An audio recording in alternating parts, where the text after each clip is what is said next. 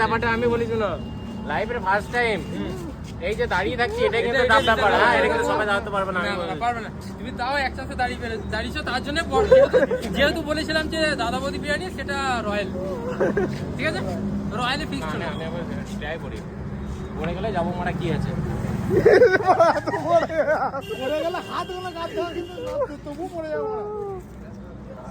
তুমি কি করে শিখলে মোটামুটি প্র্যাকটিস করতে হয়ে গেছে। কতবার কাঁচা খাওয়া হয়েছে? চলানো শিখাও। ব্যাগটা বালি যাচ্ছে বলা।